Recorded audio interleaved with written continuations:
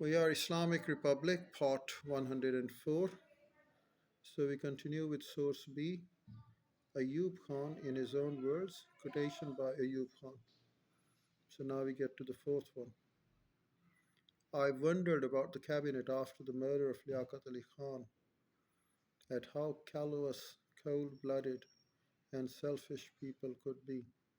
It seemed that every one of them had got himself promoted in one way or another.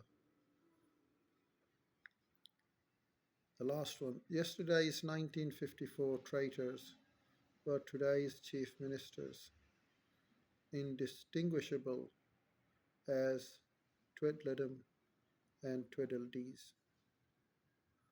These are the extracts from Ayub Khan's autobiography, Friends Not Masters, published by Oxford University Press, 1967. So see the real danger. Attend to your leaders who are wrecking the country. Don't talk of the external danger. The real danger is within the country. Can't you see it? Ayub Khan speaking to journalists in Rawalpindi, 1958. How did martial law affect Pakistan politics?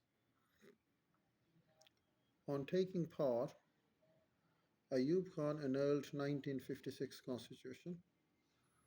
The National Assembly was dismissed and a huge number of national and provincial politicians were arrested and charged with corruption. Political parties were made illegal and there were strict controls on people holding meetings and on the freedom of the press. More than 1,600 civil servants screened for misconduct were either dismissed or forced into early retirement. Determined to rid Pakistan of politicians he so disliked, Ayub Khan made the Elective Bodies Disqualification Order, EBDO. We also call it ABDO. Anyone accused of corruption or improper behavior could choose between either a trial or retirement from public life. Anyone found guilty was banned from public office until 31 December 1966. About 7,000 people were dealt with Abdo. This effectively eliminated many important figures who might have challenged Ayub Khan's rule.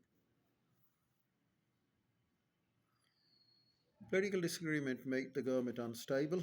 Ayub Khan blamed politicians for Pakistan's many problems. Ayub Khan seized power to provide strong government. Political opposition was effectively prevented. Politicians certainly disliked General Ayub Khan's seizure of the power, but were powerless to do anything about it. Ordinary Pakistanis, as well as friendly nations, hoped that the general would successfully deal with the many problems facing the country.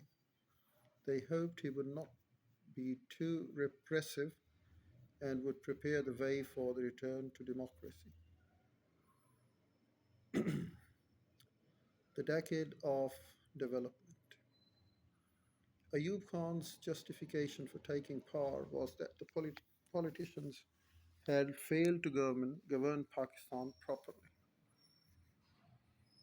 Their behavior, so he claimed, had prevented Pakistan from making economic and social progress.